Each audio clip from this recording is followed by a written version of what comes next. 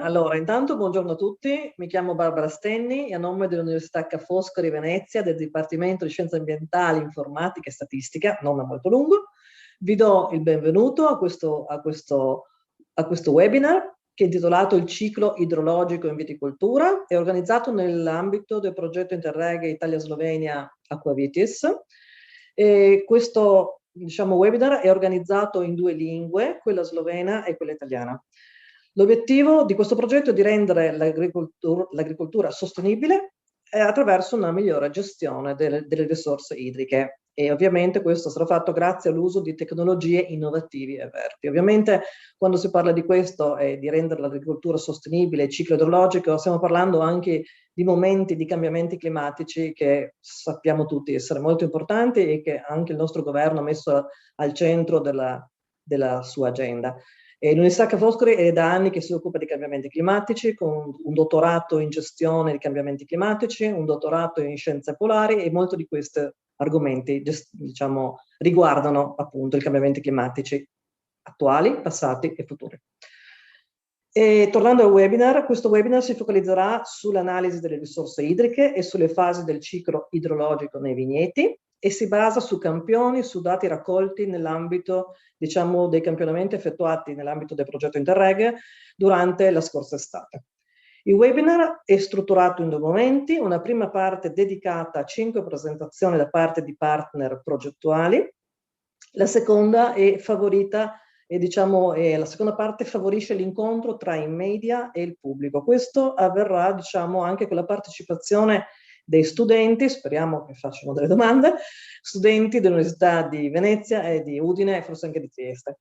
Per l'incontro con i media e con il pubblico abbiamo coinvolto dei giornalisti tecnici e dei media di rilievo come Lorenzo Tosi, a cui do il benvenuto, Emiliana Carotenuto, per un dibattito conclusivo che vedrà, si spera, delle domande tra relatori e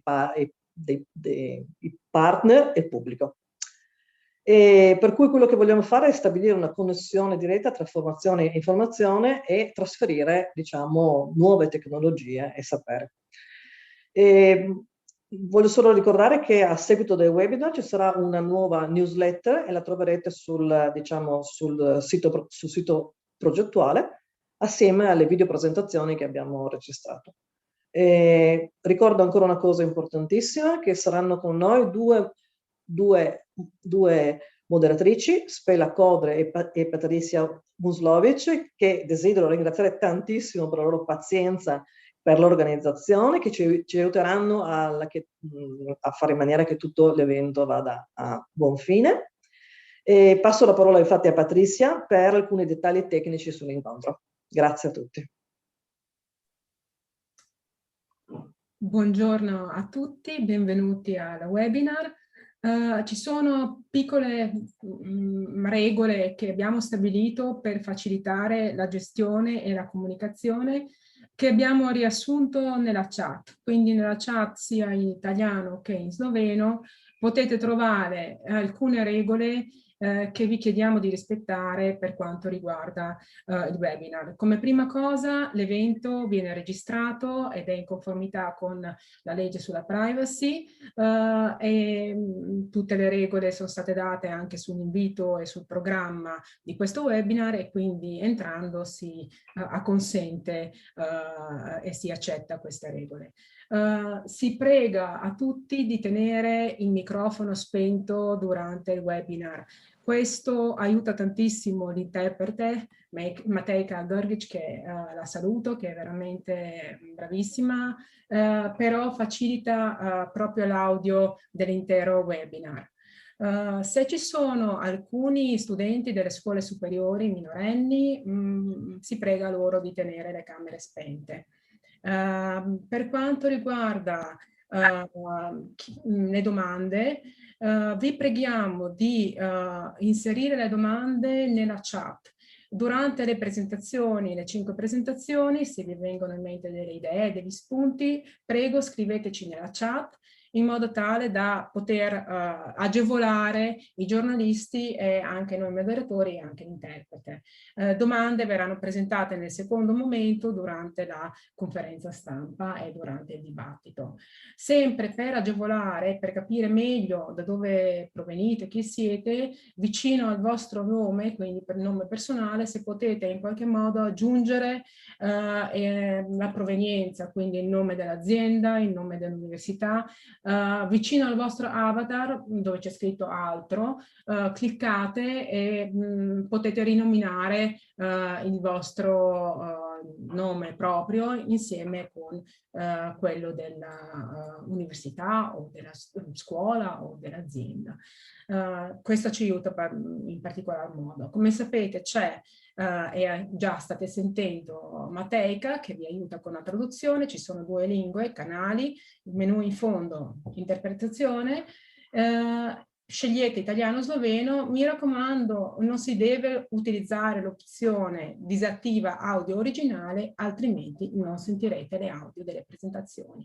Se avete dei problemi contattate Spela Kodre oppure me, Patrizia Muslovic, ci vedete, saremo presenti, oppure ci potete scrivere direttamente nella chat, no? Quindi questo è quanto. Grazie a tutti, chiedo a questo punto a Spela se può iniziare, anzi do la parola a Barbara che così può iniziare a fare la prima presentazione e dare la parola quindi. Grazie Patrizia e grazie Spela. Intanto la prima presentazione sarà da parte del coordinatore del progetto, Klemen Lisia, che ci presenterà il progetto, per cui il titolo è Progetto Aquavitis ed è Klemen dell'Istituto Agrario della Slovenia. Grazie.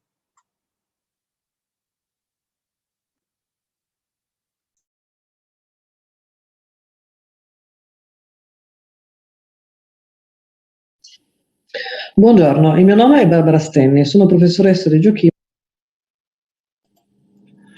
Pozdravljeni in dobrodošli na simpoziju, webinarju projekta Aquavitis, ki ga sofinancira Evropski sklad za regionalni razvoj in poteka v okviru programa Interreg Slovenija-Italija. Projekt inovativne rešitve za učinkovito rabo vode v čezmejnem vinogradništvu se ukvarja s holističnim pristopom optimizacije porabe vode v vinogradništvu, kjer z inovativnimi tehnologijami postavljamo nove smernice za boljšo, učinkovitejšo rabo vode v vinogradništvu in širše tudi za kmetijstvo. Vinogradništvo spada med sektorje z visokim indeksom izkoriščanja vode in je po svetovnih študijah vodni odtis, water footprint, za eno steklenico vina okrog 700 litrov vode. Zato je zelo pomembno, kakšno je upravljanje vode, da optimiziramo porabo vode pri namakanju in da dobimo širša, boljša znanja o samem kroženju vode, porabi vode s strani vinske trte. Projekt traja 2 leti, začel se je v prejšnjem letu. Pridobili smo okrog 750 000 evrov evropskega denarja. Projektni partneri so Kmetijski inštitut Slovenije kot vodilni partner, Univerza v Trstu, Univerza v Vidmu, Geodetski inštitut Slovenije, Kmetijsko-gozdarski zavod Slovenije, Zavod Nova Gorica ter Univerza Ca' Foscari iz Benetk. Imamo pa okrog 10 pridruženih partnerjev. Cilj projekta je razvoj in preizkušanje inovativnih tehnologij in smernic za zaščito in učinkovito rabo vodnih virov. Imamo več rezultatov, naj naštejem glavne rezultate. Gre za spletni portal Aquavitis, ki povezuje različna področja s ciljem sistemskega zbiranja, obdelave in prikaza podatkov, da so ti podatki, govorimo o podatkih, ki se navezujejo na koriščenje, porabo vode, agrometeorološke parametre in tako naprej, so čim hitrejše, čim boljše vidni in enostavno dostopni končnim uporabnikom, to so glavnim vinogradniki. Naslednji rezultat je vpeljava novih pristopov v merjenju vodnega stresa, kjer uporabljamo različne tehnike in tehnologije za sledenje vode, za spremljanje vodnega potencijala, za sušni stres in tako naprej, kar bo tudi prikazano v nadaljevanju. Del pomembnih rezultatov so tudi nove smernice pri namakanju vinogradov. Gre za vključevanje namakalnih sistemov, za postavitev novih smernic o porabi vode v vinogradih. Gre predvsem za vprašanje, koliko vode ter kdaj namakati z ciljem, da dobimo najboljšo kakovost grozdja in potem vina. Pomemben sklop rezultatov pa so prenosi znanj, kot so razni simpoziji, platforme, dogodki, delo s študenti ter sodobna sredstva, digitalna sredstva. Če prikažem na hitro glavne delovne sklope. Prvi delovni sklop gre za izgradnjo čezmejne spletne platforme in podatkovne baze. Tukaj bo kolega dr. Blaž Borborič iz Geodetskega inštituta bolj podrobno razložil v nadaljevanju. Gre v bistvu za sodoben spletni portal, ki pokriva čezmejno področje in uporablja različne vire podatkov, ki so potem enostavno prikazani na samem portalu. Portal sestavljajo različni moduli, kot bo prikazano v nadaljevanju, kjer na primer modul temperatura, klima prikazuje agrometeorološke podatke iz 8 meteoroloških postaj na čezmejnem območju. Prikazani so vodni stresi v vinogradih, satelitski posnetki za različna obdobja in različno vinograde oziroma čezmejno območje ter analize, ki jih opravljamo. Tako izgleda naš Aquavitis portal, kjer z različnimi kliki pridete do željenih informacij. Geodetski inštitut, njihova specializacija so tudi satelitski posnetki in uporabe satelitov, kar bo v nadaljevanju pokazano. Gre za zanimivo področje, novo inovativno področje, ker želimo preveriti uporabo v samem vinogradništvu oziroma v spremljanju vodnega stresa v vinogradih.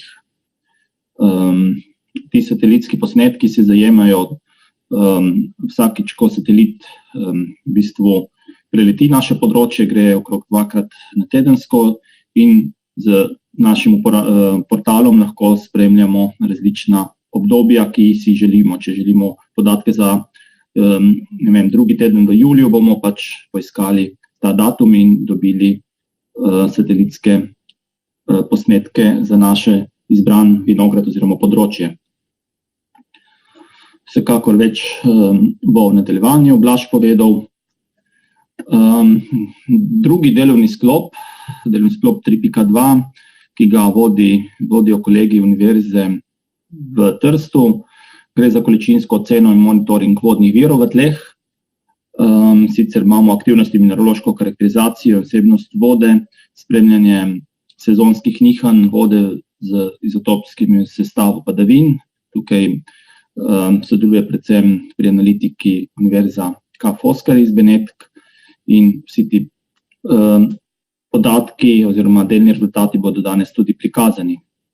Pravi, na čezmejnem področju v izbranih vinogradih imamo 2 vinograde za vsak okoliš, spremljamo in vzorčimo tako tla, kjer vzorčimo zemlje za izotopske analize vode v tleh, vzorčimo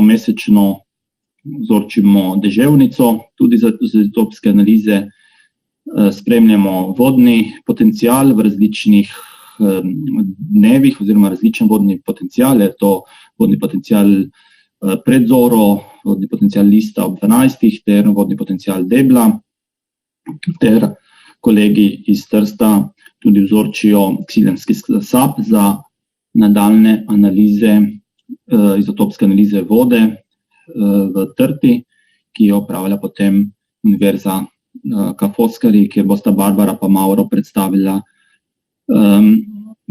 prve rezultate in na katero se ta prvi webinar tudi nanaša. Na zadnji, tretji delovni sklop se nanaša na spremljanje vodnega stresa vinogradov in strategije namakanja. Vodi ga Univerza v Vidmu, dr. Paolo Civilotti, ki bo v nadaljevanju predstavil tudi nekaj rezultatov. Tukaj vsi partnerji tudi spremljamo vodni potencial v vinogradih, v izbranih vinogradih. V Sloveniji spremlja Kmetijski inštitut Slovenije, naša Alenka Mihelčič ter Kmetijsko-gozdarski zavod Nova Gorica. Vsi ti podatki se sproti vnašajo v portal Aquavitis in so dostopni po regijah, po vinogradih, kjer spremljamo. V Italiji vodni potencial v vinogradih spremlja Univerza v Vidmu ter Univerza v Trstu.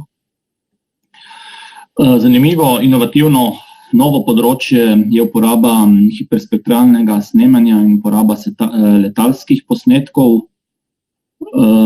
Tukaj naše vinograde preletimo z ultralahkim avionom ter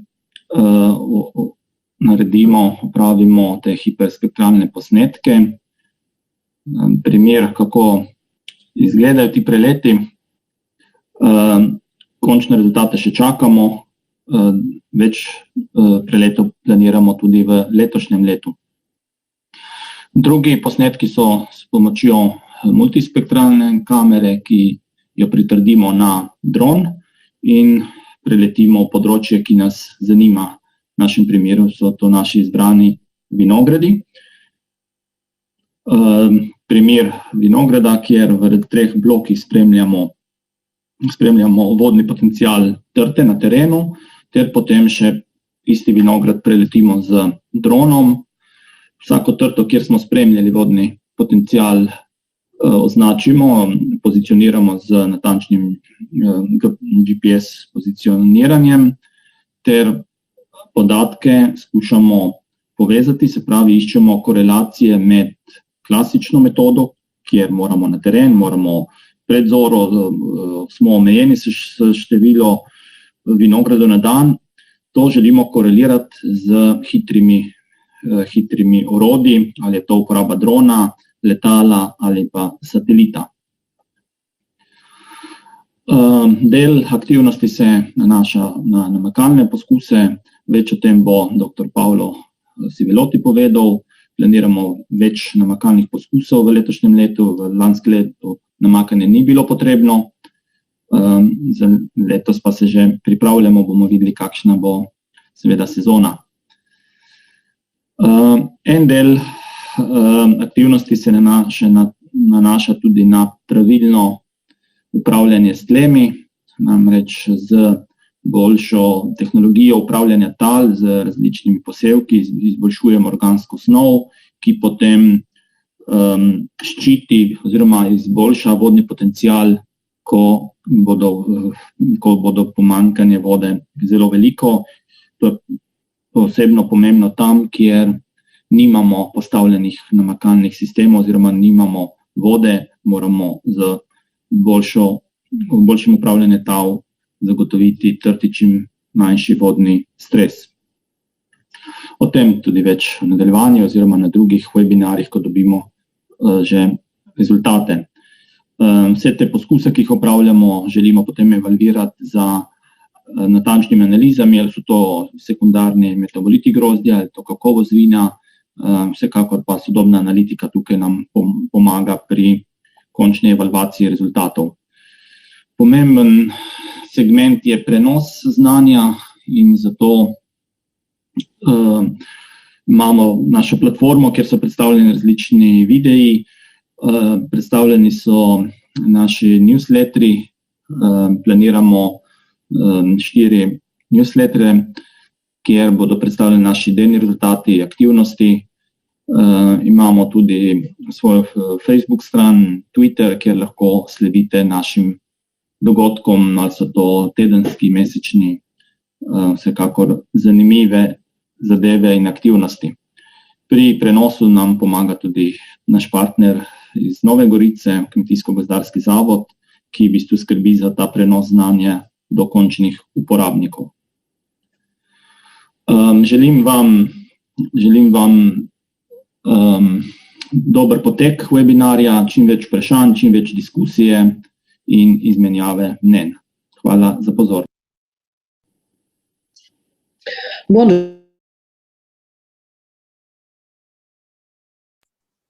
Ok, allora adesso andiamo con la seconda presentazione. La seconda presentazione è stata videoregistrata anche e sarà da parte mia e parla dell'applicazione dell'idrologia isotopica alla viticoltura. Vi ringrazio.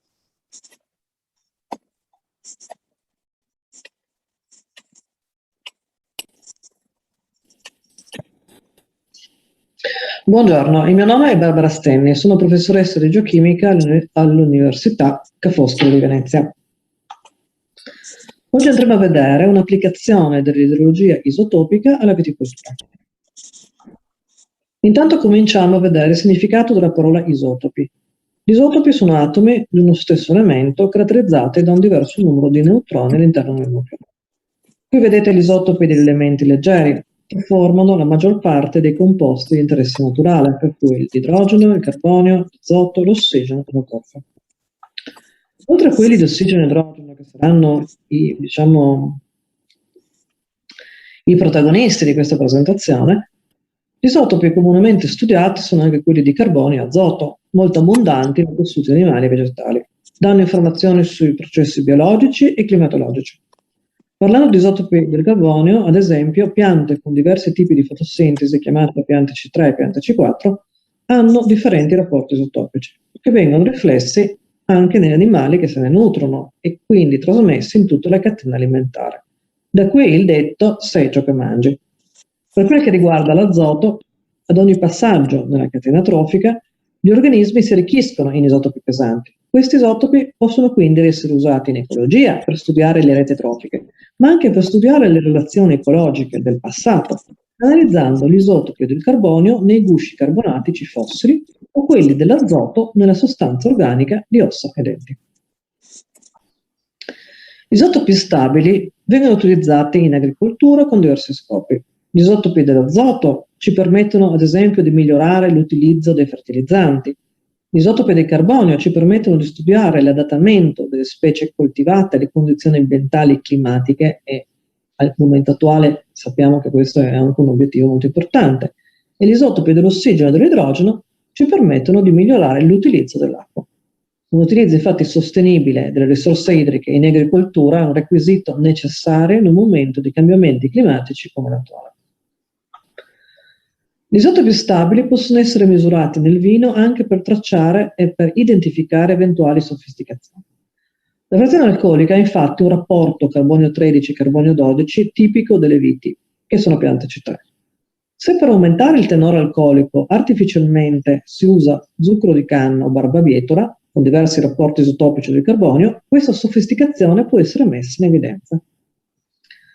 Per quel che riguarda la tracciabilità, i rapporti isotopici dell'ossigeno e dell'idrogeno dipendono dalle acque da cui si approvvigionano le viti e ne caratterizzano quindi la provenienza geografica, essendo legate infatti alle precipitazioni locali. Qui ci focalizzeremo in particolare sugli isotopi dell'idrogeno e dell'ossigeno e quindi sul ciclo idrologico. I differenti isotopi di idrogeno e ossigeno formano molecole d'acqua isotopicamente diverse, caratterizzate da un peso diverso e quindi da una diversa tensione di vapore. Ad esempio, la molecola isotopica HO16, che è anche la più abbondante e la più leggera, tenderà preferibilmente a passare alla fase vapore. La composizione isotopica viene espressa in unità delta, che rappresenta la deviazione in parti per 1000 del rapporto isotopico dell'ossigeno o dell'idrogeno di un campione rispetto allo stesso rapporto in uno standard di riferimento chiamato Vienna Standard Mean Ocean Water, Vienna SMOW. Questo standard rappresenta la composizione isotopica media dell'acqua oceanica, che è anche il punto di partenza di arrivo del ciclo idrologico, nonché la principale riserva d'acqua del pianeta. A Venus-Mo viene assegnato un valore convenzionale di 0. La composizione isotopica viene modificata ad ogni passaggio di fase nel ciclo idrologico a causa di queste differenze nelle tensioni di vapore. Al momento dell'evaporazione dagli oceani, le molecole d'acqua più leggere tendono a passare nella fase vapore, mentre al momento della formazione delle precipitazioni, le molecole isotopiche più pesanti condensano per prime e le nuvole saranno quindi progressivamente impoverite in isotopi pesanti, originando a loro volta precipitazioni isotopicamente sempre più leggere e negative in unità delta. Le precipitazioni risulteranno più negative con l'aumentare della latitudine, della quota e della continentalità. Tutti questi fattori sono a loro volta dipendenti dalla temperatura e dal processo di condensazione frazionale.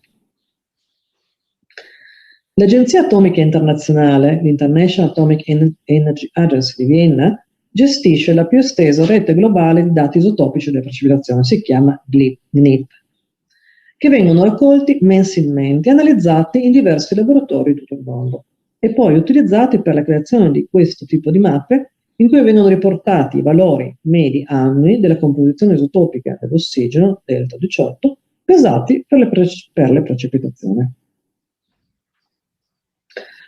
La correlazione lineare che esiste tra la temperatura e la composizione isotopica delle precipitazioni ci permette di utilizzare le carote di ghiaccio come archivi per la ricostruzione del clima del passato. Infatti, le carote di ghiaccio costituiscono un record continuo delle precipitazioni, che può estendersi fino a 400.000 anni, come nel caso della carota britica, European Product for Ice Scoring in Antartica, ad Onsee in Antartica. Questo archivio, inoltre, possiede una caratteristica unica, che è quella di preservare il contenuto dei gas serra nelle bolle d'aria rinchiuse nel ghiaccio al momento della loro formazione.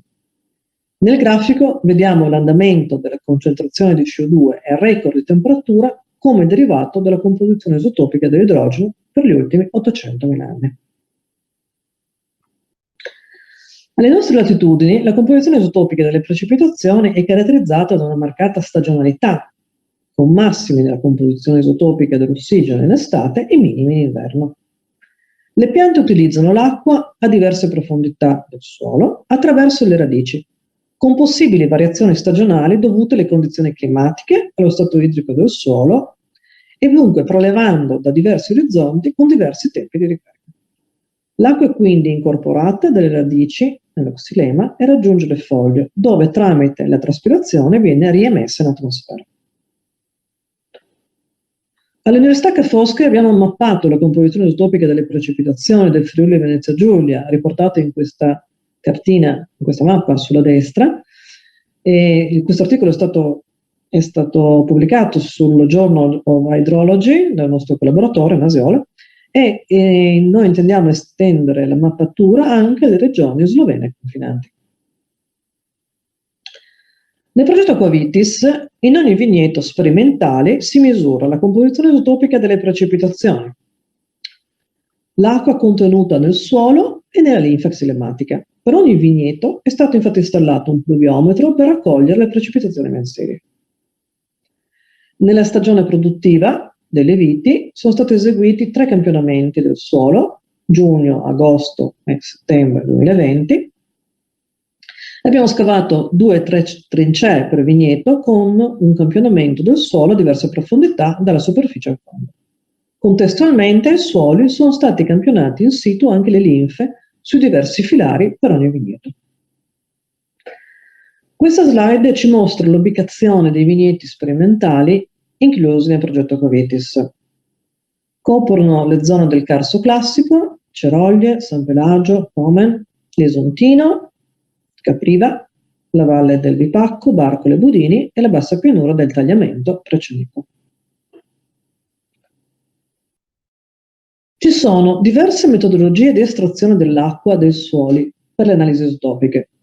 Possiamo estrarle con forno a induzione, possiamo estrarle tramite un processo di centrifugazione o attraverso una estrazione a vuoto in criogenia.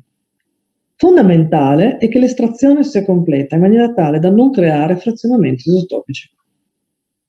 Nel nostro caso abbiamo utilizzato un induction module accoppiato a uno spettroscopio laser. L'induction module è in pratica un fornito a induzione che riscalda il campione rinchiuso in delle fascette metalliche, a loro volta posto all'interno di bias di vetro. Con il calore l'acqua presente nel suolo evapora e viene poi introdotta nello strumento di misura attraverso un gas carrier, che in questo caso è aria secca. Lo spettroscopio laser fornirà la misura della composizione isotopica dell'ossigeno e dell'idrogeno del campione d'acqua introdotto.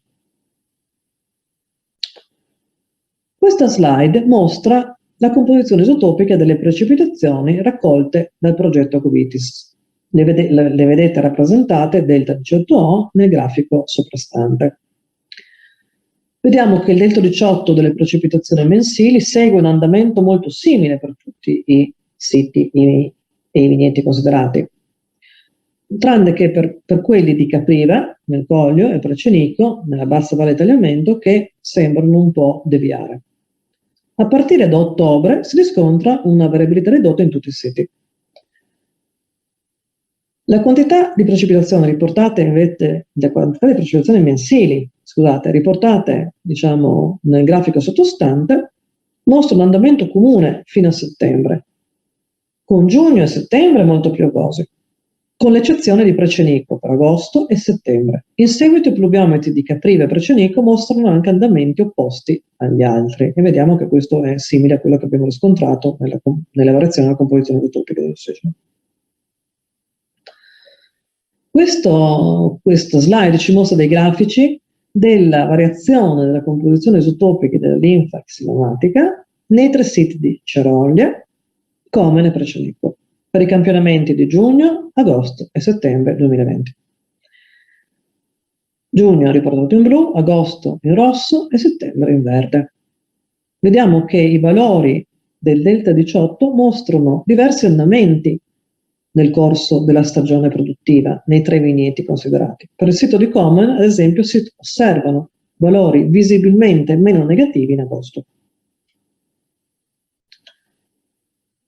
Abbiamo completato le analisi isotopiche di precipitazioni, suoli, linfa xilematica per il sito carsico sloveno di Comen e nelle prossime slide riportiamo i valori che abbiamo ottenuto.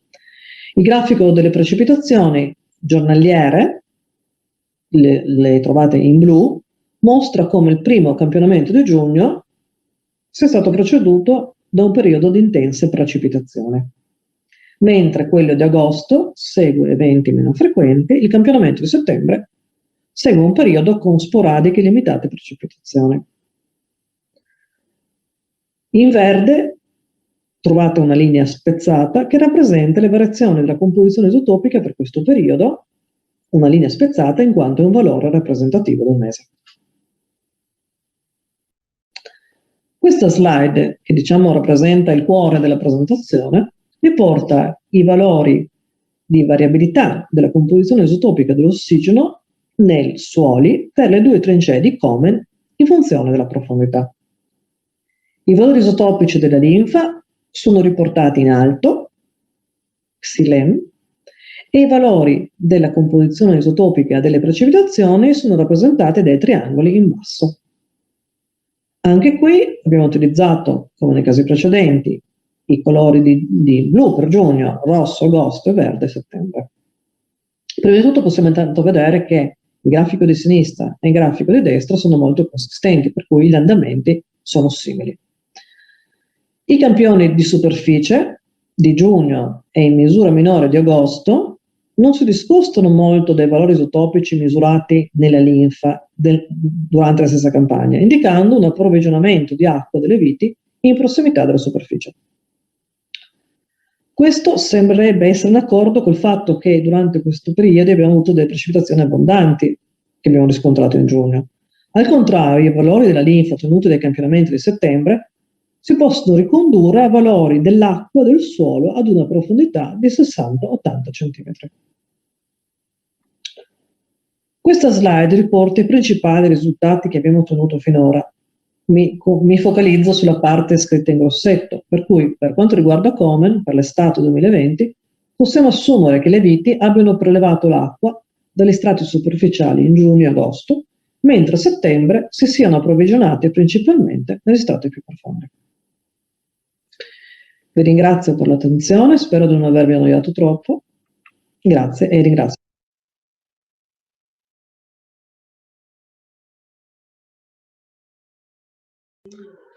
Ok, allora mi scuso per gli inconvenienti tecnici, ma purtroppo è così in questi casi.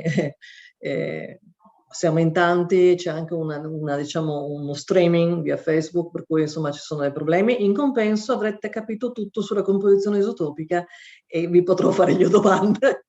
Scherzo.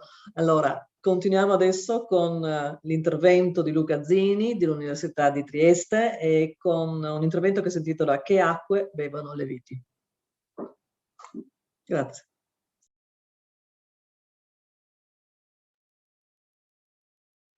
Buongiorno a tutti, sono Luca Zini del Dipartimento di Matematica e Geoscienze dell'Università di Trieste e coordino le attività del progetto Aquavitis relative alla quantificazione e al monitoraggio delle risorse idriche sotterranee. Infatti la presentazione verte proprio sull'acqua che le viti bevono. Uno degli scopi del progetto è quello proprio di capire quali sono le acque effettivamente utilizzate dalle piante.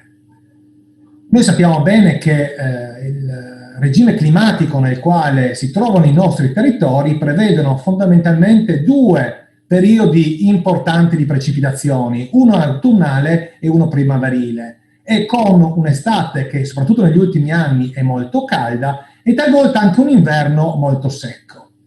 Quindi una delle domande che ci siamo posti, ma durante il periodo estivo l'acqua che viene prelevata dalle piante nel sottosuolo è quella che è piovuta proprio durante l'estate oppure prelevano dell'acqua che si è infiltrata nel terreno in periodi diversi? Per rispondere a questa domanda abbiamo iniziato insieme con i colleghi del progetto a monitorare le precipitazioni. In tutta una serie di siti in regione abbiamo posizionato dei raccoglitori che raccolgono l'acqua di precipitazione. Perché? Perché ogni precipitazione ha una sua firma isotopica, cioè ha un suo, come dire, un codice, una sorta di DNA specifico che funziona del momento nel quale è avvenuta la precipitazione, come ben ci spiegherà dopo la professoressa Stenni. Quest'acqua si infiltra nel suolo e successivamente i momenti che possono essere immediatamente successivi alla precipitazione o anche molto dopo vengono utilizzate dalle piante. Quando le piante prelevano l'acqua mantiene questa firma isotopica e quindi se noi andiamo a campionare la linfa silematrica presente nei tralci delle viti e andiamo ad analizzare qual è il segnale isotopico della linfa silematica, siamo in grado di stabilire in quel preciso momento le piante che tipo di acqua stanno prelevando, cioè stanno prelevando un'acqua che si è infiltrata un giorno prima oppure 6 mesi prima. Ecco, sapere tutto ciò ci permette di capire effettivamente quali sono le precipitazioni significative e quindi sapere quando e in che momento ci troveremo in una situazione di carenza, per esempio, d'acqua, e quindi ci troveremo in una situazione di crisi idrica per la vegetazione. Ma vediamo nello specifico come abbiamo operato. Abbiamo individuato nell'area di studio del progetto Interreg 6 diversi vigneti ubicati fondamentalmente in 3 contesti idrogeologici differenti. 2 vigneti posti sul Carso classico, quello di Comeno e quello di Ceroglie, uno ubicato nei terreni collinari a ovest di Gorizia, in terreni prossimi a quelli del Flish, 2 nei pressi del corso d'acqua del Vipacco in Slovenia, a Barcole e a Budini, e uno è un sito ubicato in bassa pianura nei pressi di Precenico in Friuli Venezia Giulia. Ma come abbiamo scelto queste tipologie di siti differenti? Beh, abbiamo usufruito di quelle che erano le informazioni bibliografiche, in particolare geologiche, e abbiamo trovato 3 contesti con terreni e caratteristiche geomorfologiche differenti. Per poter inquadrare bene questi siti abbiamo a disposizione una serie di carte geologiche, sia relative al Carso classico, una carta transfrontaliera e quindi copre sia i siti del Carso che quelli del Dipacco, e poi della cartografia realizzata dalla regione Friuli Venezia Giulia per tutto il territorio regionale, la GeoCGT. Ma andiamo a vedere bene le caratteristiche dei diversi siti. I siti carsici ne abbiamo scelti due, uno in Italia, a Ceroglie, e uno in Slovenia, nei pressi dell'abitato di Comeno. Entrambi sono ubicati nella formazione di Povir, però hanno delle caratteristiche geologiche differenti.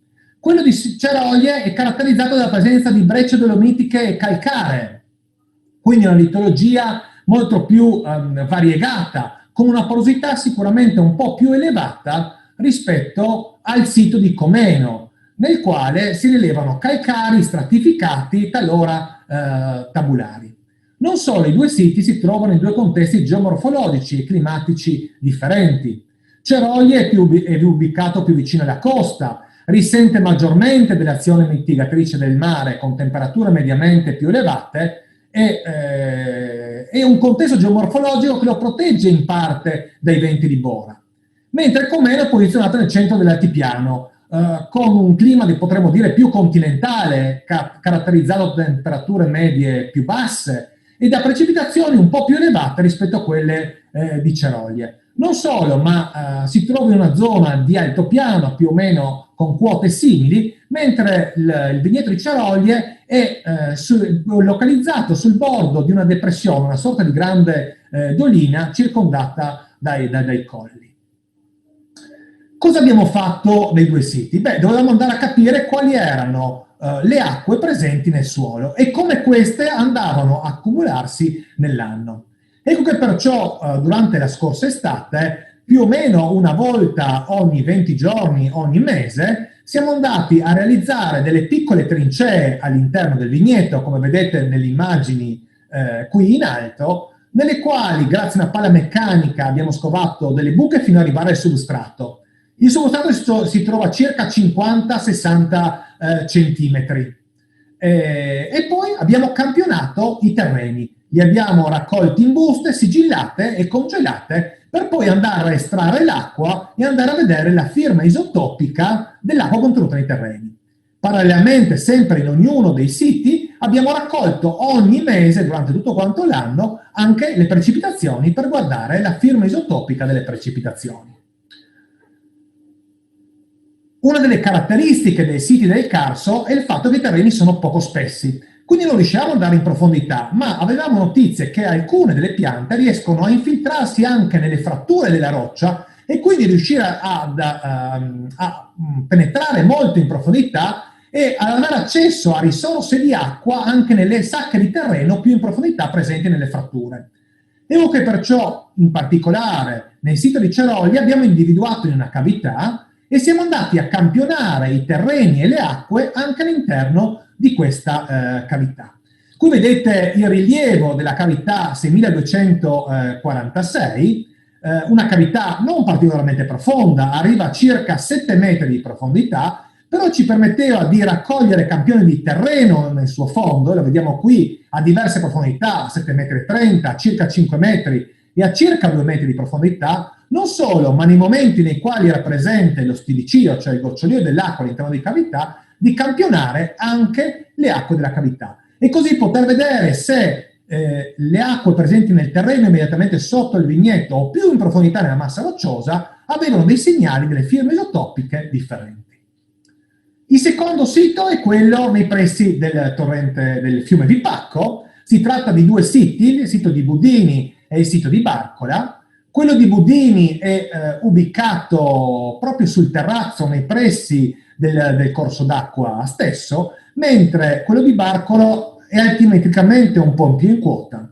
Ma sono due siti con caratteristiche differenti. Come dicevo, quello di Budini è lungo un terrazzo, probabilmente i terreni sono influenzati anche in parte dalla zona di esondazione del Dipacco, mentre quello di Barcola è ubicato sul fianco di un rilievo collinare, è stato realizzato attraverso la sistemazione del versante secondo una serie di terrazzi, quindi sicuramente nel sito di Barcola c'è stata una movimentazione di materiale per costruire i terrazzi. In entrambi i siti ci siamo avvalsi di pala meccanica, che è riuscita a scavare fino a 2 metri di profondità quando abbiamo incontrato il substrato bello compatto, e abbiamo campionato ogni 30 centimetri di profondità circa. Tenete conto che per il primo metro abbiamo dei terreni, una prima parte di terreni di porto, poi terreni naturali, poi dal metro al metro e mezzo iniziano a esserci la parte di forte alterazione del flysch, poi da 1,5 metri, 2 metri si passa gradualmente fino ad arrivare alla roccia vera e propria. Qui vediamo altre 2 immagini proprio dell'attività di escavazione nel sito di Barcola e nel sito di Budini e alcune caratteristiche dei terreni. La parte più superficiale della zona di Budini, la parte più profonda nel quale si vede bene il flysch che inizia a essere presente. Siamo quasi sul fondo della trincea stessa. Poi abbiamo campionato anche un ulteriore sito a nord di Capriva, in località Preval. Si tratta di una grossa depressione circondata dalle colline in frisch, probabilmente era sede di un antico lado con depositi fini molto potenti, e all'interno, o meglio nelle vicinanze del sito subito a est, abbiamo anche la presenza di un piccolo rio che drena le acque dei rilievi collinari. In questo caso non abbiamo utilizzato la pala meccanica per campionare, ma ci siamo avvalsi di un perforatore che permette di carotare, cioè di prelevare delle carote di terreno fino a una profondità di circa 2 metri dal piano campagna. Una volta estratte queste carote, qui vediamo nella slide a destra in basso la carota, questa viene tagliata in pezzi di circa 30 cm, anche questa messa in sacchetti, sigillata, e poi il tutto viene congelato fino al momento dell'analisi dei campioni. Ultimo sito è quello di Precenicco. Questo è un sito tipico di bassa pianura. Siamo in un contesto di depositi decisamente fini, limi e argille soprattutto. Anche in questo caso abbiamo utilizzato il perforatore per andare a campionare i terreni. In questo caso siamo riusciti a campionare fino alla profondità di un metro circa, perché a 1 metro parte un orizzonte molto molto compatto che non permette al perforatore di passare oltre, ma neanche alle viti. Abbiamo fatto durante il secondo campionamento anche un saggio con la pala meccanica, ed effettivamente tutte le radici delle viti si sviluppano entro il primo metro perché non riescono neanche loro a passare questo orizzonte compatto. In ognuno dei siti che abbiamo visto abbiamo campionato dei terreni per diversi scopi, a dire la verità, non solo per l'acqua e per capire la firma isotopica delle precipitazioni, ma abbiamo campionato anche per caratterizzarli da un punto di vista granulometrico e da un punto di vista dei minerali, per andare a capire quali potevano essere anche le variazioni mineralogiche e granulometriche della superficie in profondità e quali erano le diversità da sito a sito. In più, dove era possibile, abbiamo campionato anche le acque sotterranee. In particolare, nel sito di Precenicco abbiamo campionato anche la fontana, alcune fontane presenti intorno all'area del vigneto. Una volta tornati a casa, abbiamo diviso i campioni, alcuni li abbiamo dati all'Università di Venezia per le analisi isotopiche, e poi Barbara ci spiegherà nello specifico, la professoressa Stenni, ciò che hanno fatto. Altri campioni li abbiamo analizzati direttamente all'interno dei laboratori dell'Università di Trieste.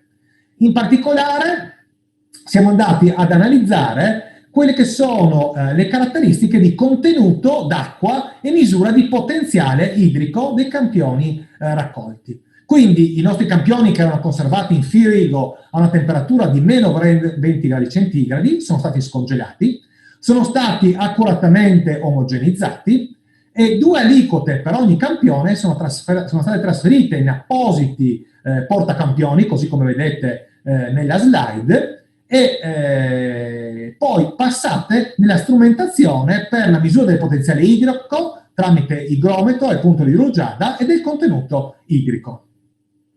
La differenza delle misure in peso del campione tale quale e del peso del campione dopo essiccatura in forno hanno permesso di calcolare il contenuto idrico, e attraverso l'igrometro siamo andati a valutare il potenziale dell'acqua. Quali sono i risultati? Beh, sono stati analizzati innanzitutto 276 campioni, quindi iniziamo ad avere un quadro abbastanza buono della situazione. Purtroppo bisogna ammettere che l'estate che abbiamo avuto 2020 non è stata eccezionale, perché è stata ricca di precipitazioni. Quindi in generale tutti i campioni hanno evidenziato un buon contenuto in acqua. E questo si osserva anche bene andando a evidenziare il potenziale idrico, che non è mai sceso al di sotto di 0,8.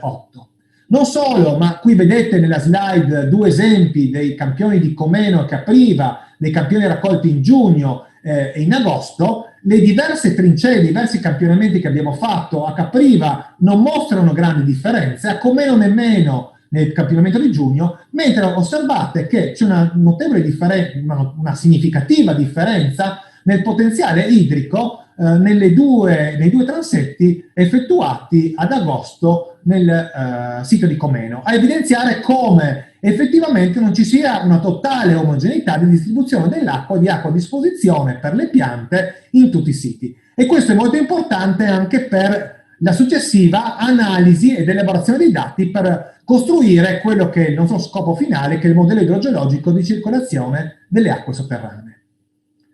Parallelamente siamo partiti anche con la caratterizzazione granulometrica. Qui tutti quanti i campioni sono stati setacciati, le parti più fini sono state dilavate dai granuli di sabbia e di ghiaia, e quindi sono state utilizzate per andare a valutare quelle che erano le percentuali di silt ed argilla. Qui vediamo alcune fasi di preparazione dei campioni, dai sacchetti alle varie passaggi per andare a separare le ghiaie, le sabbie dal silt e dall'argilla. Cosa abbiamo ottenuto? Qui vediamo il confronto tra i diversi campioni andando ad analizzare le singole aliquote, la ghiaia, la sabbia, il silt e l'argilla. Quindi passiamo dalle pezzature più grosse a quelle più minute.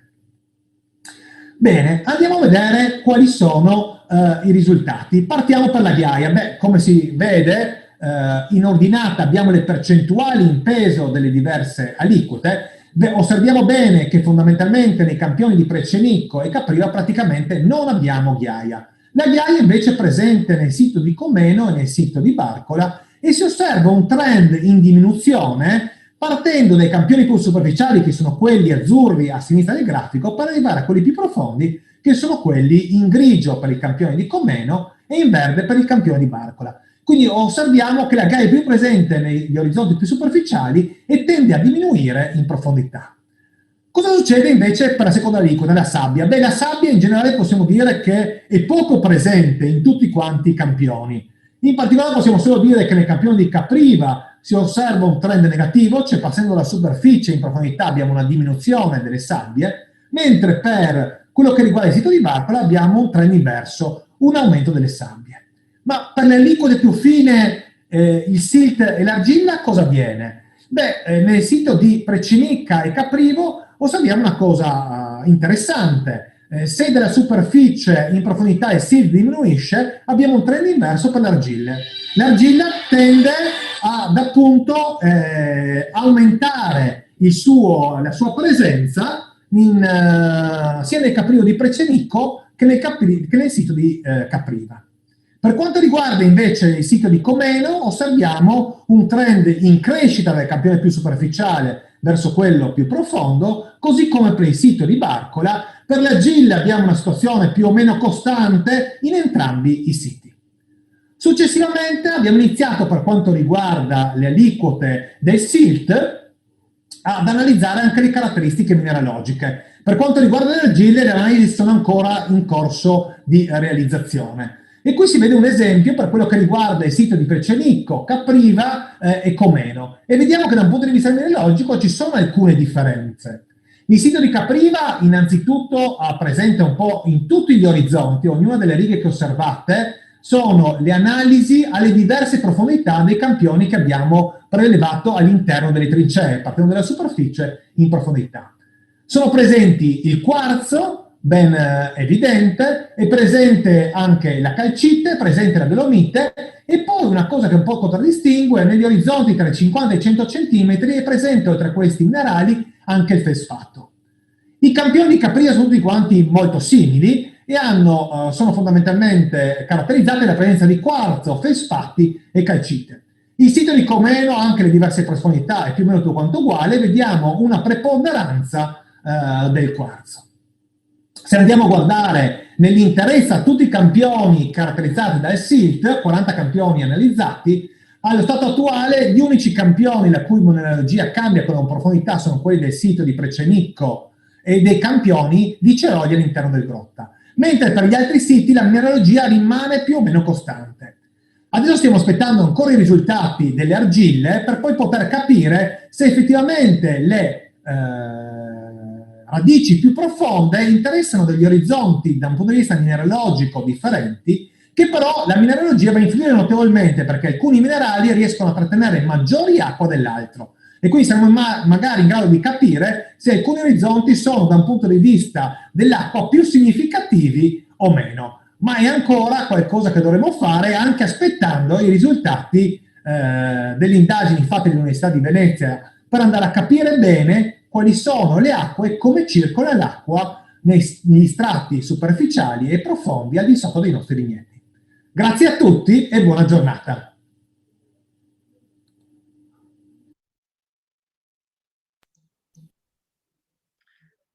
Sono qui con voi. Adesso diamo la parola a Vlad Barboric dell'Istituto Geodetico della Slovenia, che ci spiegherà la piattaforma trasfrontaliera Aquavitis. Grazie.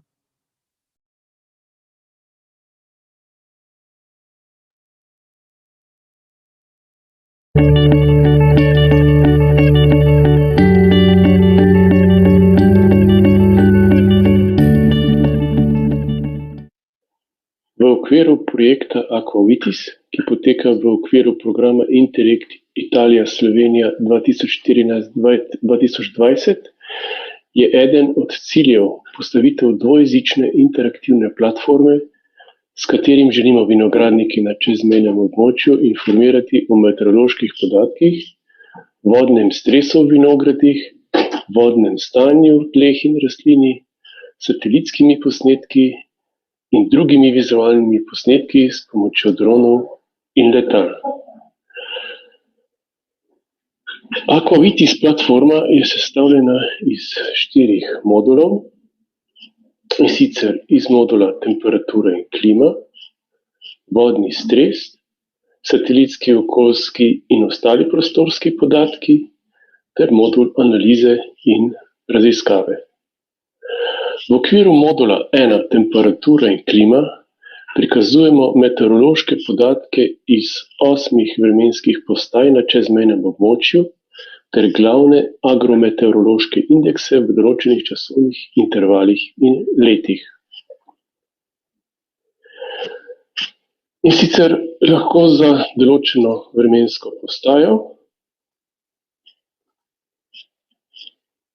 dobimo naslednje podatke. Podatke o temperaturi, in sicer minimalne, maksimalne dnevne temperature, potem grafični prikaz tedenske vsote padavin in tedenske vsote izračunane evapotranspiracije, potem grafični prikaz tedenskega deficita ali presežka vode in pa grafični prikaz dnevnega števila ur nad 10 stopinj in izračunanega Winklerjevega indeksa. Prikazujemo lahko tudi indekse hladnih noči. Podatke lahko tudi tabelarično prikažemo, in sicer prikazujemo vsoto padavin, evapotranspiracije, obsevanja ur na 10 stopinj ter povprečne minimalne in maksimalne dnevne temperature. V okviru modula 2 vodni stres prikazujemo meritve vodnega stresa v izbranih vinogradih na čezmejnem območju. Zopet izberemo vinograd in sicer prikazujemo podatke grafično, z box-plot prikazi, in sicer meritve vodnega stresa glede na izbrano časovno obdobje. Same stopnje vodnega stresa so prikazane barvno, sicer brez stresa, blagi stres, zmeren stres, močan stres ter pretiran stres. Prikazujemo meritve vodnega potenciala pred vzoro, grafično in tudi tabularično, meritve vodnega potenciala lista opoldan in pa meritve vodnega potenciala stebla v izbranem vinogradu opoldan.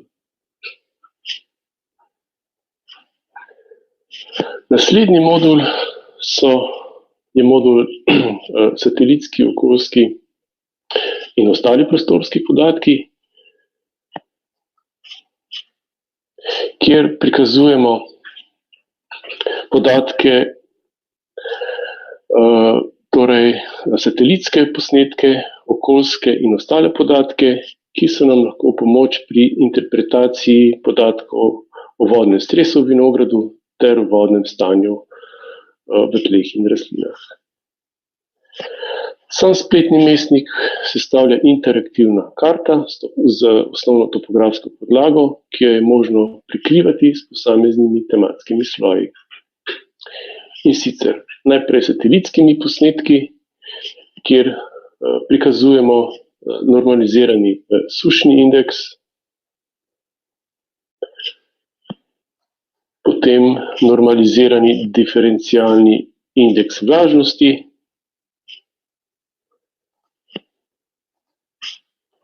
normalizirani diferencialni vegetacijski indeks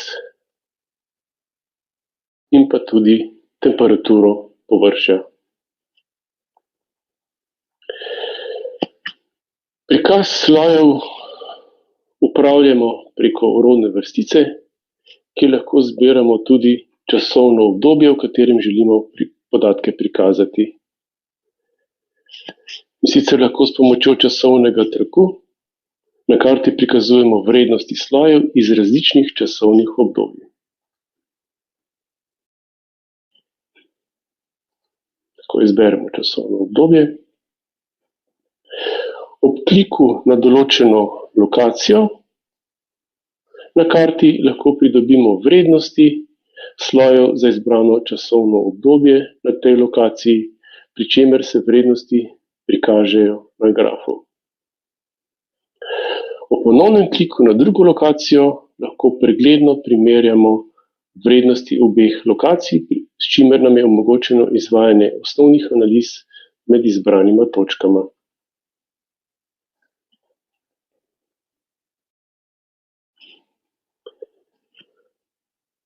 Podatki so tudi grafično prikazani. Satelitske posnetke lahko z klikom izklopimo in se posvetimo okoljskim podatkom. Med okoljskimi podatki prikazujemo različne podatke, kot so karta prsti oziroma pedološka karta. Prikazujemo tudi območja pogostih poplav, torej poplavna območja, različna vodna telesa, podzemne zadrževalnike vode,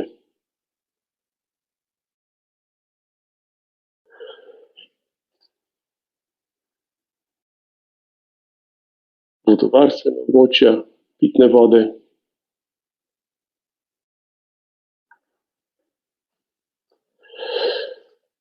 tudi jame in brezna,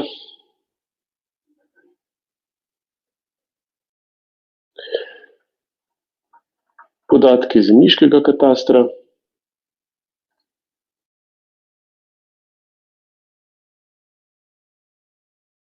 potem tudi območja gerkov oziroma kmetijskih gospodarstev, tako v vektorski obliki, ki lahko s pritiskom na določen grk poizvemo o samih lastnostih grka in pa tudi sam rasterski prikaz kmetijskih gospodarstev. Prikazujemo tudi območja Natura 2000 in ostala zavarovana območja narave, ki so na tem območju. Za celotno območje so na voljo tudi posnetki, digitalni ortofoto posnetki.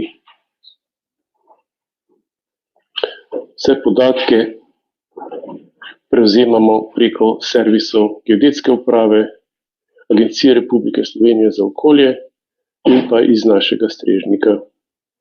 Zadnji modul predstavlja modul analiz in raziskav. Tukaj v izbranem vinogradu grafično in tabelarično prikazujemo izotopsko sestavo vode ter objave, strokovne članke, novice in projektne filme.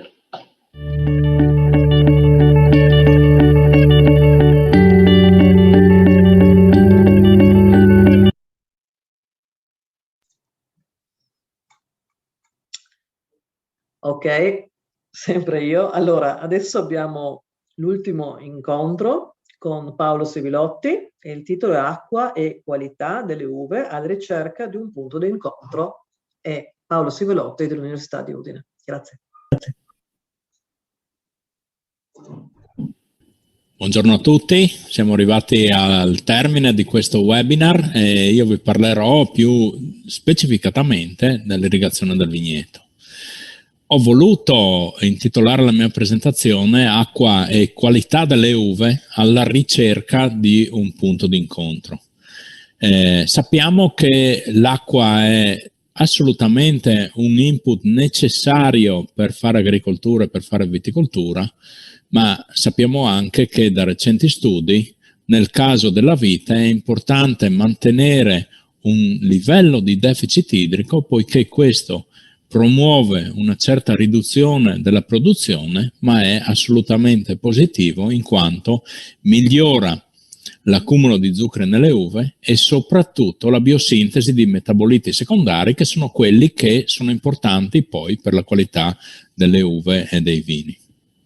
Vorrei iniziare la presentazione parlando di cambiamenti climatici. Negli ultimi decenni stiamo assistendo a intensificazione dei fenomeni meteorologici estremi con periodi di piogge molto intense intervallati a periodi di stress idrico. Quindi è opportuno che anche nel vigneto si proceda con la pratica dell'irrigazione al fine di poter mantenere la fisiologia della vite e di permettere alla pianta di portare a maturazione le uve correttamente. Accanto alle piogge, anche le temperature hanno visto un aumento graduale nel corso degli anni, sia nei valori medi che nei valori massimi. E questi hanno comportato un anticipo delle fasi fenologiche e soprattutto della maturazione delle uve, che si trovano a maturare in periodi non ottimali e quindi in diversi ambienti non riescono sempre a accumulare un corretto corredo di metaboliti secondari responsabili della qualità dei vini. Per determinare il fabbisogno idrico del vigneto è chiaro che dobbiamo partire dal bilancio idrico. Un bilancio idrico che mette insieme un'equazione matematica in cui sono coinvolti diversi fattori. Il più importante di questi è l'evapotraspirazione. Questo parametro può essere determinato in parte con modelli matematici che considerano le diverse variabili meteorologiche disponibili, ma in parte deve essere calcolato sulla base di un coefficiente colturale che è un parametro che tiene conto dello sviluppo vegetativo della coltura, nel nostro caso lo sviluppo vegetativo del vigneto. Accanto a questo dobbiamo considerare la pioggia la riserva utile del terreno, poiché in terreni diversi c'è una diversa disponibilità di acqua, molto abbondante nei terreni argillosi, molto scarsa nei terreni sabbiosi, e alcune componenti che inficiano negativamente il bilancio idrico, ovvero il russellamento di superficie e la percolazione profonda, soprattutto quando ci sono piogge intense, e la risalita capillare che invece influenza positivamente il bilancio idrico nel caso di terreni argillosi dove sia presente una falda di profondità. La valutazione del coefficiente colturale ha interessato diversi ricercatori nel mondo, però la maggior parte di questi ha lavorato in climi aridi. C'è poca evidenza sperimentale di coefficienti colturali negli ambienti come quelli del Friuli e della Slovenia, in cui la vegetazione è molto più ampia e quindi anche il coefficiente colturale diventa molto più grande. In questo caso abbiamo lavorato su un setup di 16 lisimetri all'interno dell'azienda Servadei dell'Università di Udine, come vedete nella foto, in cui le viti sono allevate in questi container che poggiano su bilance e quindi può essere determinato facilmente il cambio di peso giornaliero e quindi valutare l'evapotraspirazione reale. Quindi da questi dati e dai dati di evapotranspirazione calcolati con i dati meteorologici è possibile ricalcolare il coefficiente colturale. Vedete qua due esempi di ricalcolo di questo coefficiente nelle ultime 2 annate, in cui vedete due trend tendenzialmente diversi legati proprio al diverso sviluppo della vegetazione. Come abbiamo detto all'inizio di questa presentazione, è importante mantenere la vita in una situazione di deficit. Come si misura lo stato idrico della vita? Con la camera di Scholander.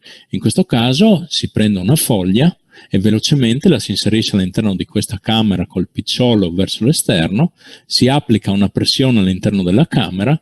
Quando questa raggiunge l'equilibrio con la tensione con cui la foglia trattiene l'acqua al proprio interno, l'acqua comincia a uscire dal picciolo, blocchiamo il flusso di gas all'interno della camera, leggiamo il valore al manometro e questo è il potenziale idrico fogliare.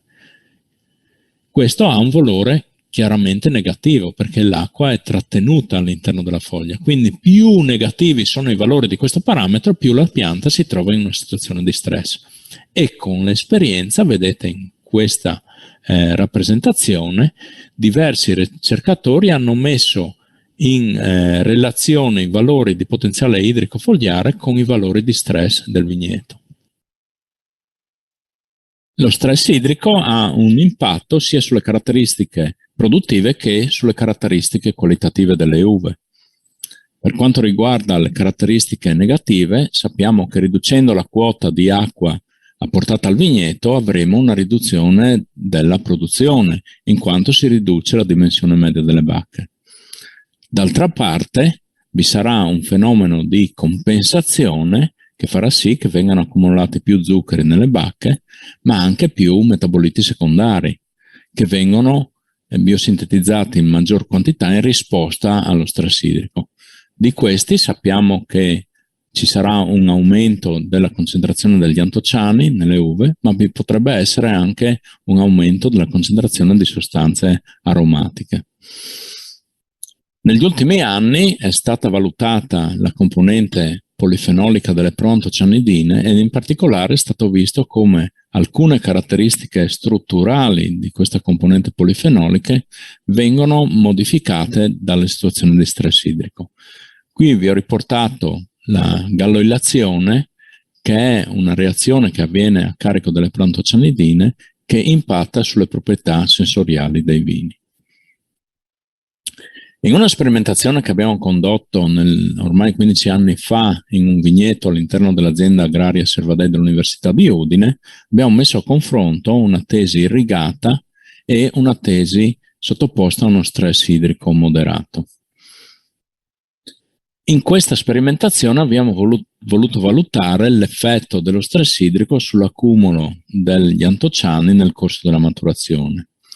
Nelle due figure in basso vediamo l'andamento di questa componente nelle 2 annate 2004 e 2005 e in particolare vediamo I simboli, i triangoli bianchi rappresentano la condizione di stress moderato, mentre i cerchi neri rappresentano la situazione della tesi di controllo, e possiamo chiaramente identificare l'effetto benefico dello stress idrico su questa componente.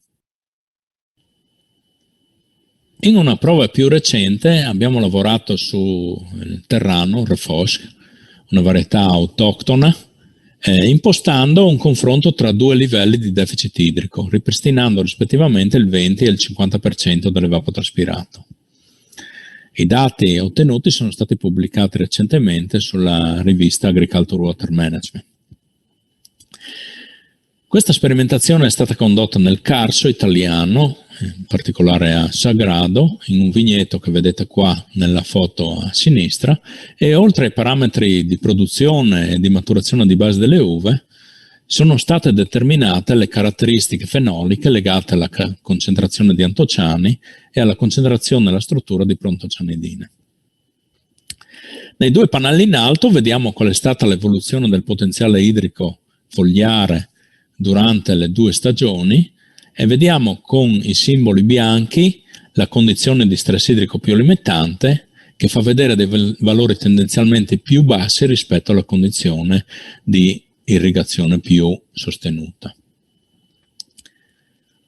È chiaro che la limitazione dell'acqua ha comportato un effetto sulla produzione. Vediamo qua in basso nella tabella come questa sia passata da valore di 1,81 a valore di 1,48, principalmente legati a una riduzione del peso medio della bacca, che si è ridotto da 2,26 a 1,86.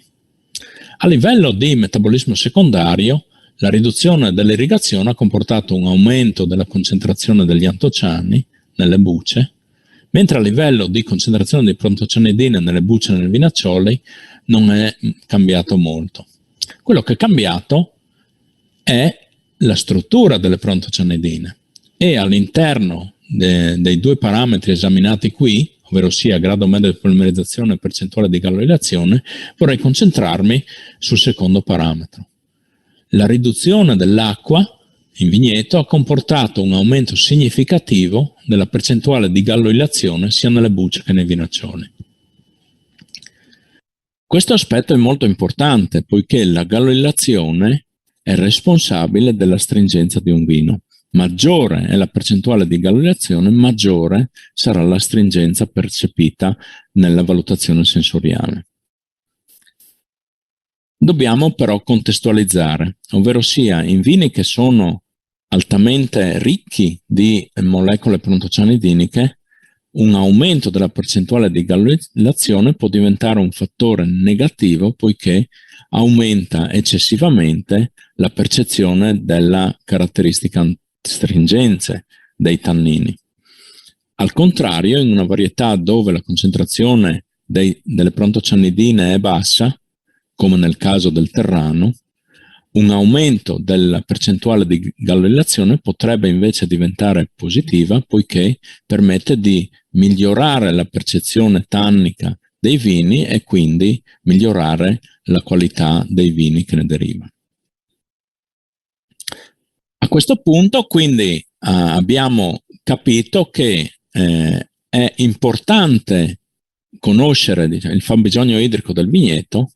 Dall'altra parte è anche importante mantenere una certa condizione di deficit idrico al fine di ottimizzare la concentrazione dei metaboliti secondari responsabili della qualità delle uve dei vini. Quindi nell'ambito del progetto Aquavitis abbiamo voluto utilizzare un sistema di supporto alla decisione che ci permetta di irrigare il vigneto per mantenere un certo livello di deficit idrico in un determinato momento fenologico durante la stagione vegetativa. Nella figura che vedete in questa diapositiva in alto, vedete che viene rappresentato il trend del potenziale idrico durante la stagione. Il trend che può essere delineato a tavolino a inizio stagione. In questo caso vedete ad esempio che vogliamo che vi sia un periodo di stress idrico più importante nella fase tra invaiature e vendemmie. In questo caso i valori del potenziale idrico ottimale sono quelli rappresentati dalla banda verde e la linea nera rappresenta la simulazione del potenziale idrico pre-down, ossia prima dell'alba, e vedete che nella maggior parte del periodo di sviluppo vegetativo questi valori sono stati all'interno della fascia verde e quindi l'irrigazione che è stata apportata in vigneto ha consentito di seguire un trend di potenziale idrico durante la stagione.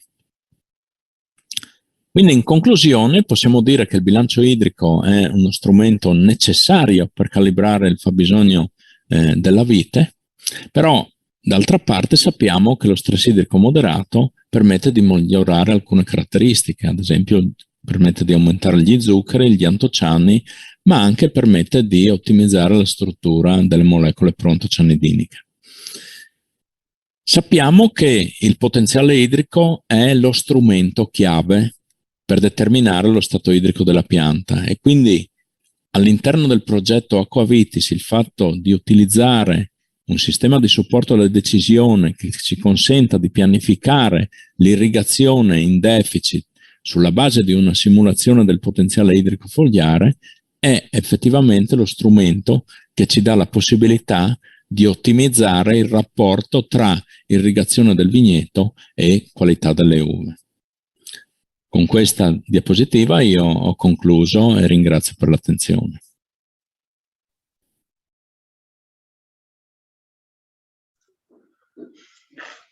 Ok, spero che siate ancora tutti con noi. Siamo giunti alla fine di questa, diciamo, di questa presentazione. Adesso do la parola a Emiliana Carotenuto e Lorenzo Tosi che ci aiuteranno a, diciamo, aprire, diciamo, questo dibattito intanto con i media e anche con il pubblico presente. Grazie. Prendo la parola io, se Emiliana è d'accordo. E grazie mille per averci dato l'opportunità di partecipare a questo interessante progetto di ricerca e a vedere queste prime acquisizioni, anzi è già la seconda puntata, che hanno una portata quasi rivoluzionaria.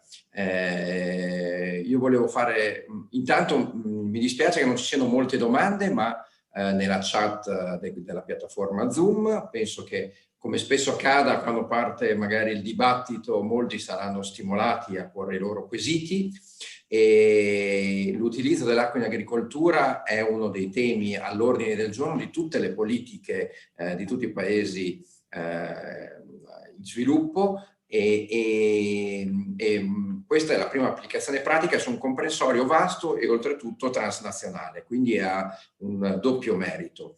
Per il vigneto io volevo mettere in evidenza che siamo passati in pochi anni attraverso 3 fasi. All'inizio, pochi anni fa, si diceva che il vigneto non doveva essere irrigato, non doveva essere viziato perché la vite sapeva trovarsi le risorse idriche da sola.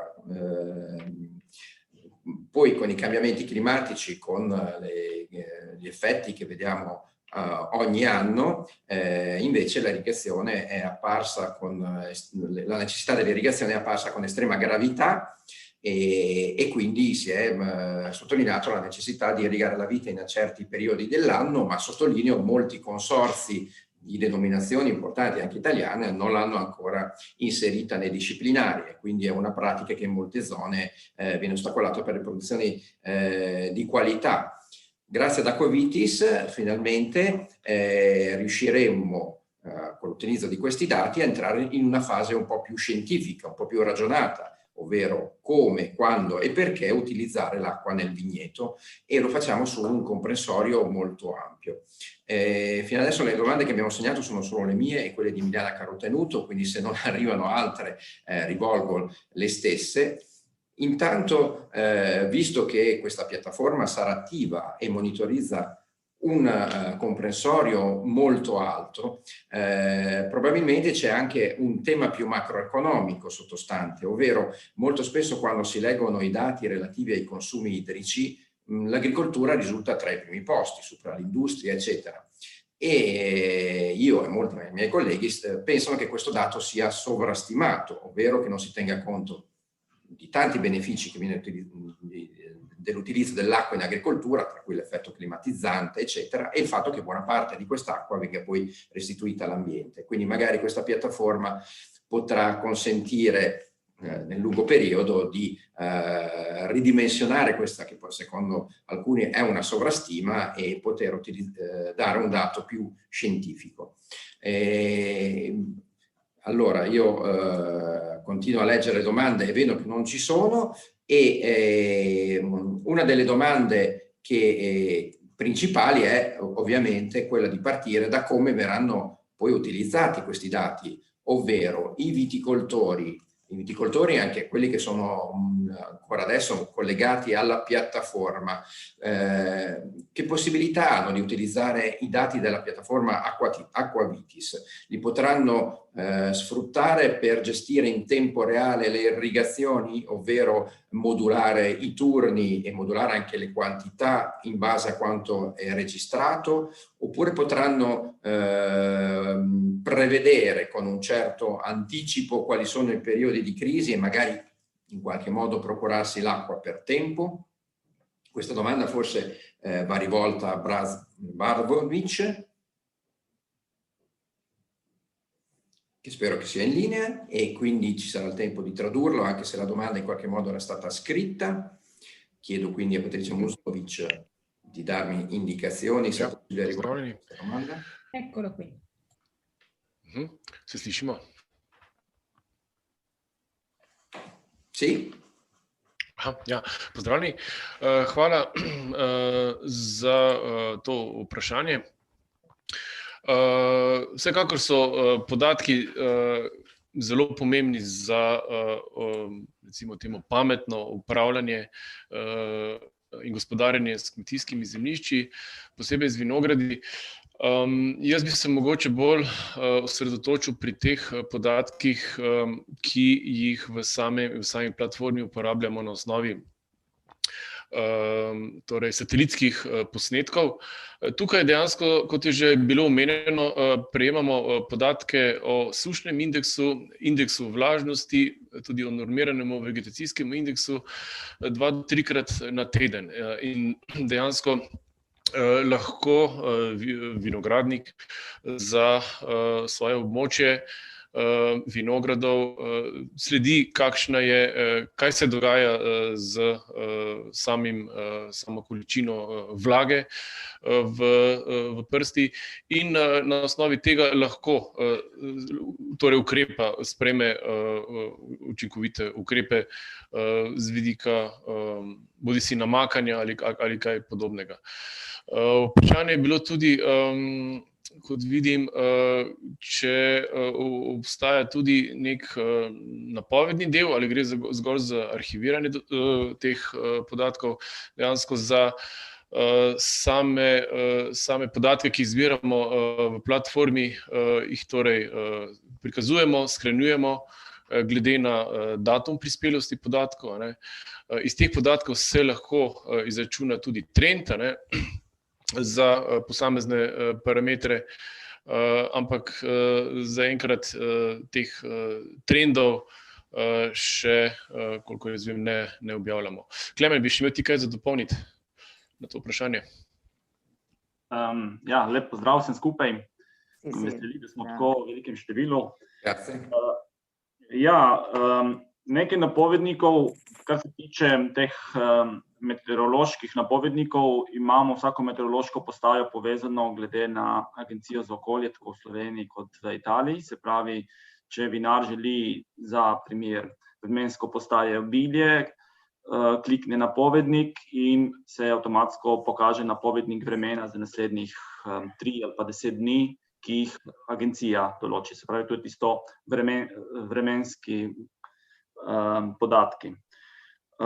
Glede napovedi pa mogoče po projektu, ko bomo pridobili različne te stotine podatkov, ki jih spremljamo na terenu z osnovnimi analizami, se pravi z uporabo Šolanderjeve komore, ki jih spremljamo s pomočjo satelitov, s pomočjo dronov, da bomo pridobili mogoče za določene terene, za določene dele vinogradov, griče, tudi neke vrste modele, ki bojo napovedali, kakšne bo recimo stanje v roku 14 dni ali pa 3 tednov, če ne bo padavin. Se pravi, zaenkrat potrebujemo več podatkov, da lahko te modele pripravimo. Mogoče v naslednjem programskem obdobju, če uspemo z novim projektom, bi šli v to smer.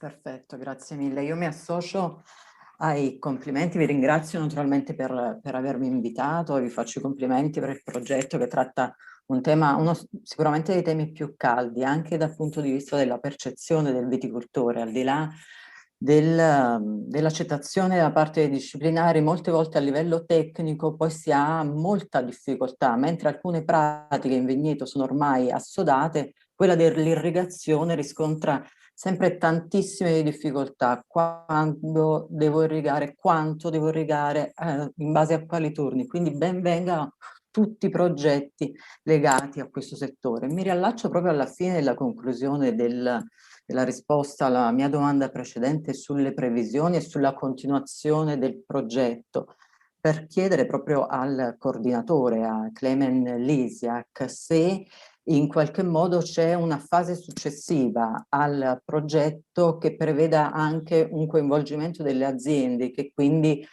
possa essere in qualche modo collocata all'interno di una fase pilota e che quindi preveda anche l'interazione diretta con i viticoltori. Non so se c'è bisogno di un attimo di tempo per la traduzione. Ja, hvala za vprašanje. Vsekakor, že sedaj skušamo vključiti čim več vinogradnikov na terenu, zato tudi spremljamo kar nekaj, mislim, da jih je čez 30 različnih vinogradov od različnih vinogradnikov, tako da tudi ljudje opazujejo svoj vinograd, lahko ga vidijo na tej platformi Aquavitis, takoj ko zanaliziramo, mislim, da naslednji dan so že rezultati na platformi, lahko vinogradnik vidi, lahko vidijo širša publika, pač vsem je dostopno. Nekaj vinogradnikov je vključenih potem v izkope, se pravi, kjer sledimo natančno ta krogotok vode, kjer vzorčimo z bagerji, pa kopljemo te profile. Nekaj vinogradnikov je vključenih, bo vključenih v namakalne poskuse, se pravi, želimo na različnih področjih jih vključiti. Mi smo predvideli več delavnic na terenu, ampak zaradi situacije s COVID-om je pač to onemogočeno in smo bolj prisiljeni delati preko platforme oziroma webinarjev, ampak takoj, ko bo mogoče, bo tudi izmenjav in demonstracij na terenu, tako da ljudje, vinogradniki osvojijo te znanje in gre ta komunikacija, prenos znanja hitrejše. Vsekakor predvidevamo nadaljevanje.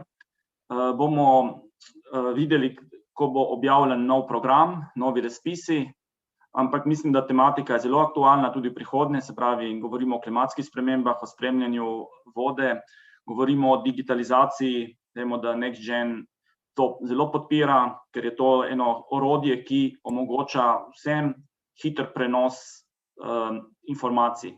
Nimamo več naših podatkov nekje v nekih laboratorijih, ampak so dostopni vsem, vidni vsem na javnih platformah in mislim, da je to prihodnost tudi v kmetijstvu.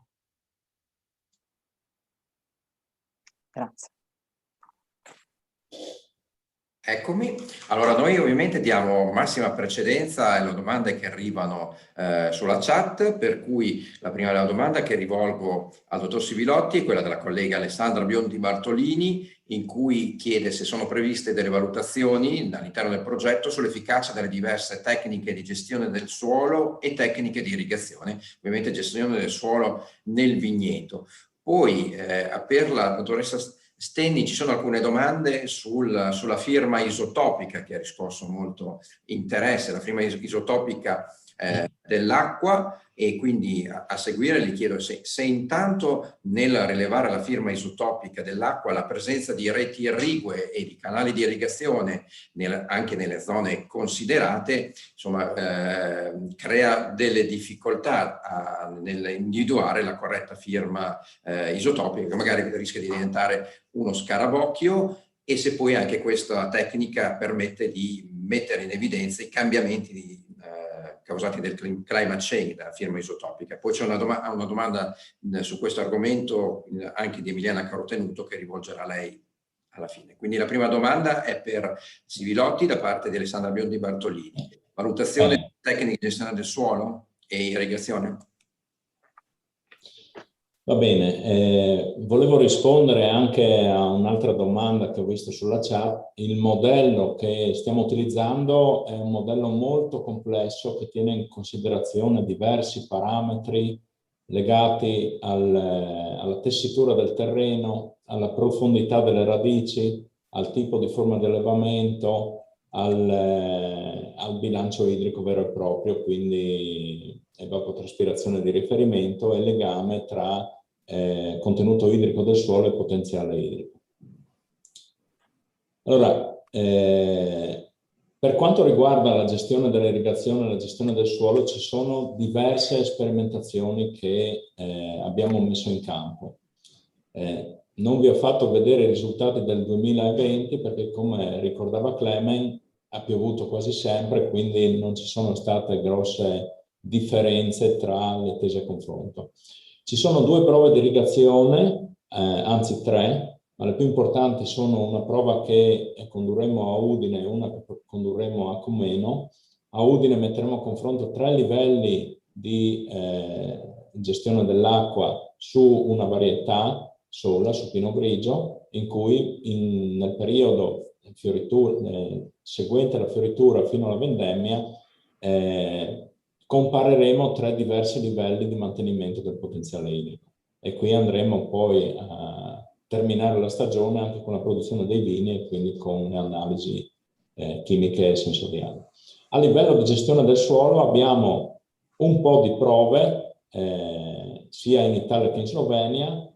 Io ho una prova che ormai ho mantenuto per 3 anni di sovescio e diversa lavorazione del sovescio, ovvero sia una lavorazione precoce che in pratica consente di interrare nel terreno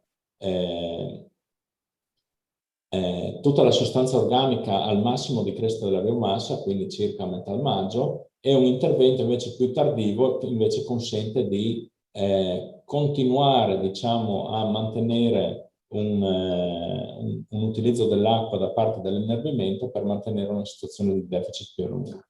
Entrambe queste lavorazioni vengono fatte sia o solamente trinciando il sovescio o trinciandolo e interrandolo. E dai dati del primo anno sembra che ci siano delle differenze in termini di potenziale idrico, soprattutto legate alla tempistica della lavorazione.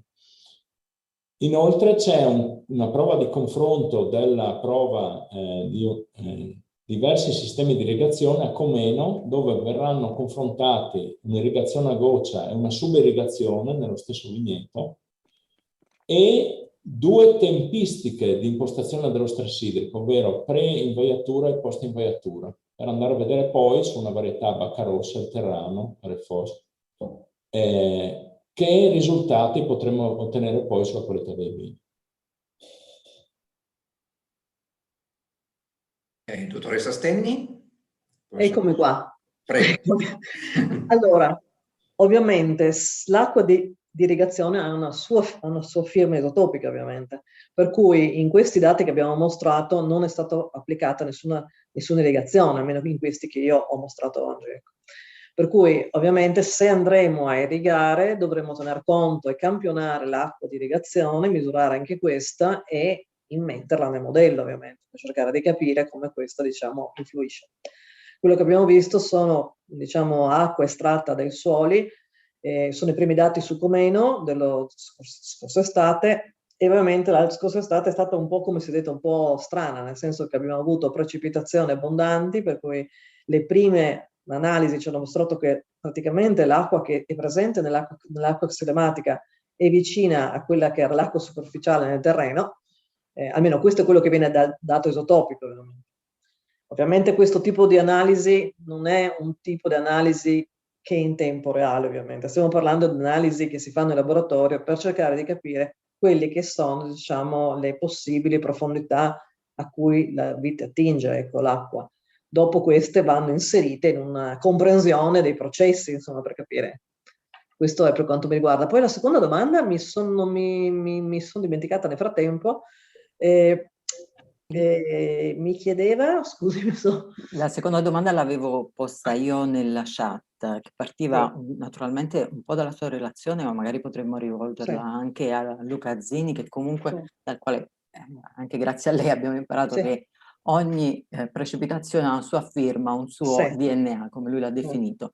Ma quindi in qualche modo sapere la firma della precipitazione influenza l'efficienza di uso dell'acqua? No, secondo me non è che influenza l'efficienza dell'uso, ma casomai ci fa capire meglio come prende l'acqua, la vite, a che profondità, questo voglio dire. E ci dice questo tipo di informazione. Ovviamente la firma isotopica è strettamente legata alla temperatura, come abbiamo visto, la utilizziamo anche nelle, diciamo, ricostruzioni del clima del passato, perché è strettamente legata, più negativa la composizione isotopica, più, diciamo, bassa la temperatura. Però allo stesso tempo la firma isotopica è legata anche ai processi di circolazione atmosferica, per cui anche cambiamenti climatici, in senso, non dobbiamo vedere solo gli aumenti di temperatura e dunque possibili influenze di questo e dunque ripercussioni poi nelle mie interpretazioni a livello delle viti, ma anche nell'abbondanza delle precipitazioni, perché quest'anno è stato appunto anche nei dati che vi ho mostrato, diciamo, nei parametri isotopici delle precipitazioni, ci sono delle anomalie che riscontro, diciamo, e che sono sicuramente dovute all'abbondanza delle precipitazioni estive di quest'anno. E ovviamente andando avanti abbiamo un sacco di campioni, e molti di questi sono già stati fatti. Adesso oggi vi ho mostrato solo, diciamo, quelli che erano completi, in maniera tale da vedere sia il suolo, la linfa e le precipitazioni, e cercare un po' di capire questo. Poi abbiamo ancora abbastanza strada da fare. La mia seconda domanda era proprio su questo, per capire se la firma isotopica era una variabile affidabile per misurare l'effetto dei cambiamenti climatici. Certo, risposta sicura, certo, però ecco, da applicare nella viticoltura, forse questo c'è un passaggio in più, diciamo, ma sicuramente, perché analizziamo la composizione isotopica appunto per questo. Sto invadendo lo spazio della collega, visto che è arrivata un'altra domanda. No, nessuna invasione, allora insomma va benissimo, ci stiamo alternando perfettamente, e quindi prosegui. Spero di aver risposto. C'è un'altra domanda sulla firma isotopica, la leggo io allora. Sì, sì. Variando nei cambiamenti di stato, c'è una differenza tra l'acqua traspirata dalla pianta e quella che questa accumula negli organi come i grappoli? La domanda sempre di Alessandra Biondi Bartolini. Ovviamente, allora, noi abbiamo analizzato l'acqua xilematica che viene prelevata senza frazionamento isotopico, no? L'acqua che troviamo invece nell'uva è frazionata perché ha subito un processo di evapotraspirazione, e allora abbiamo visto che gli isotopi leggeri tendono a andarsene, rimane un'acqua, diciamo, più positiva, meno negativa, diciamo, o addirittura positiva, ovviamente. Per cui quello che proprio noi abbiamo analizzato è un qualcosa che non viene frazionato, perché l'acqua prelevata dalla pianta, almeno questo è quello che, diciamo, anche su questo potremmo forse portare dei nuovi spunti, non dico niente, però quello che si sa dalla letteratura è che la linfa xilematica, nel processo di estrazione dell'acqua dal suolo, la linfa non c'è un processo di frazionamento isotopico. Perfetto, grazie. Non so se su questo tema, visto che ha riguardato anche la sua presentazione, vuole in qualche modo intervenire il dottor Luca Zini per un'ultima precisazione, visto che è un argomento che comunque è interessato abbastanza. No, sì, grazie tantissime per la domanda. No, la cosa interessante che è anche da capire è che effettivamente dagli studi che abbiamo fatto negli ultimi anni ci sono alcuni apparati radicali che vanno molto in profondità. Questo l'abbiamo osservato facilmente nei terreni carsici dove ci sono le grotte. All'interno di grotte si trovano anche a 10 metri di profondità apparati radicali.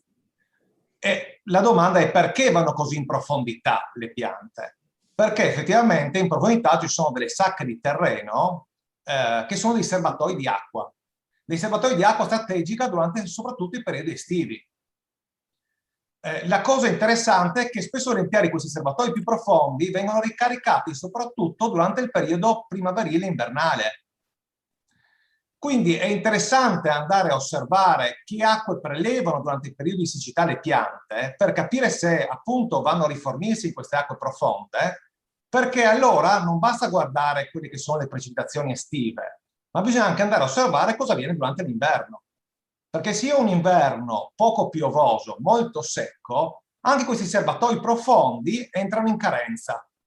E quindi l'estate successiva, che magari non è particolarmente piovosa, diventa proprio un momento di critico per le piante, perché non hanno più né le riserve superficiali, alimentate dalle acque che piovono anche durante il periodo estivo, ma neanche quelle profonde. Ed è questa un po' l'attività che abbiamo fatto, cercando di prelevare a diverse profondità i suoli e cercando le firme isotopiche alle diverse profondità all'interno dei suoli e anche all'interno delle grotte. Proprio cercare di capire quando arriva l'acqua e quindi quando il periodo di siccità è veramente critico anche per la vegetazione. Ecco, l'affermazione del dottor Lucasini vale particolarmente quest'anno. Siamo reduci da un inverno molto poco piovoso e quindi la sua indicazione è di fatto poi una preoccupazione che c'è adesso, nonostante l'ultimo periodo di piogge, in molti viticoltori. Una domanda che le rivolgo però è questa: l'area in cui interviene il progetto Aquavitis è un'area con una composizione geologica molto particolare, appunto rappresentata dal carsismo. Abbiamo visto che nelle sue analisi ha dovuto fare lo speleologo, scusate la S bolognese che mi è esplosa, e per cui quanto di queste acquisizioni sono poi generalizzabili in altre aree? Sappiamo che in realtà la vite, soprattutto in certe varietà, ecco, la varietà è un aspetto che non abbiamo considerato e magari qualcosina prima di chiudere si può dire su questo. Anche se non ci sono delle cavità sotterranee, la vite si può spingere negli strati profondi e anche in altre zone, giusto? Sì, esattamente. Noi abbiamo visto anche nelle aree in flysch, nelle quali abbiamo fatto delle trincee con la pala meccanica e siamo arrivati oltre i 2 metri di profondità, abbiamo rinvenuto apparati radicali, naturalmente meno che nelle porzioni più superficiali, ma alcune radici arrivavano fino a quella profondità. Non solo, la cosa interessante è che gli ultimi decimetri erano all'interno della massa rocciosa e le radici si spingevano all'interno delle fratture della massa rocciosa. Quindi insomma, se queste viti arrivavano così in profondità non lo facevano per caso, ma andavano a cercare qualcosa. Probabilmente queste riserve d'acqua che in alcuni momenti permettono di continuare a sopravvivere. E quindi effettivamente non solo in zona carsica, ma sembra che anche in altri contesti effettivamente la vite tende ad avere alcuni apparati che vanno molto in profondità e cercano queste sacche che sono dei tesori per il periodo estivo. Se si riattivano ovviamente dopo inverni più. Certo. Ci avviciniamo alle conclusioni, cedo la parola a Milana Carotenuto, le segnalo che c'è una domanda arrivata dal professor Peter Lunger e poi penso che dovremmo chiudere, non lo so, Patricia ci spiegherà.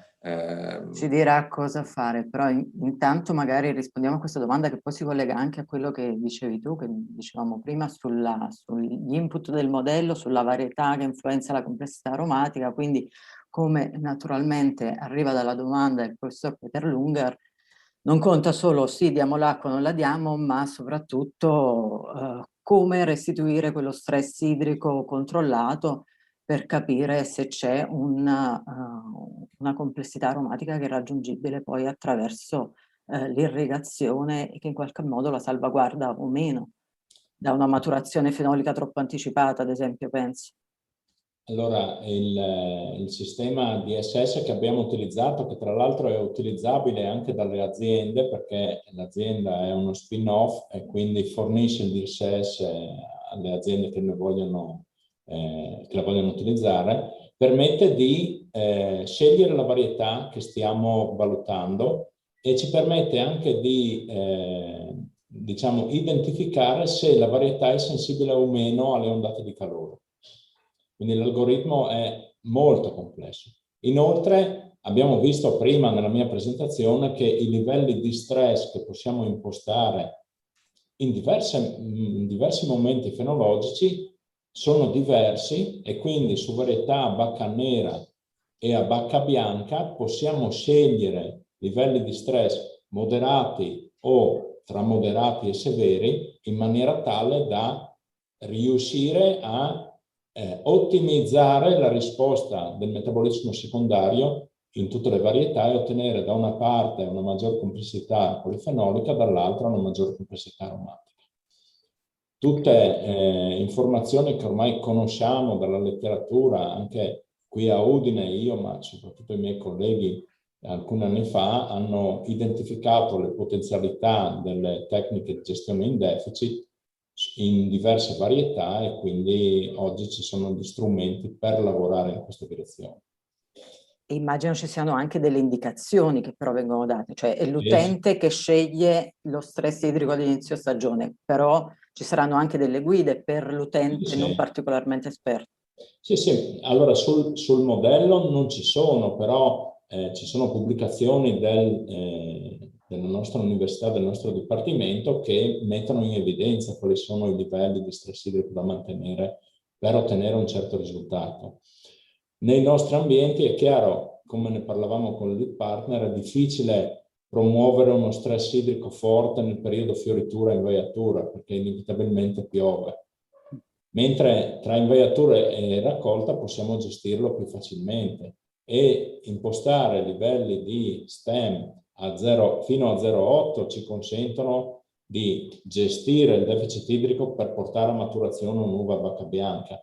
Se vogliamo fare un vino rosso molto strutturato, possiamo spingersi anche fino a 1,3, 1,4 megapascal in questo periodo qua, perché riduciamo la dimensione delle bacche e quindi favoriamo percentualmente la buccia e vinacciolo. Grazie mille. Io attendo un attimo istruzioni, ma penso che come tempistiche ci siamo, non so se... Volevo solo, mi inserisco un attimo solo per ringraziare intanto tutti i presenti, ringraziare tantissimo Emiliana e Lorenzo per le loro domande. Vi ringrazio tantissimo perché avete aiutato un po' di discussione alla fine. È un piacere. E voglio anche far notare una cosa: abbiamo lavorato in un periodo terribile, il periodo Covid. Già mi sembra un miracolo aver fatto tutte queste cose. Veramente è stato difficile, molte cose sono state molto difficili e secondo me questi webinar ci aiutano sicuramente a divulgare quello che è stato fatto, a capire e anche fra di noi per lavorare insieme. Vi ringrazio tantissimo. Caro saluto a tutti. Ciao a tutti. Buona giornata. Buona giornata. Grazie a tutti. Grazie a tutti. Ciao Luca. Ciao. Ciao Anna, sì, bene.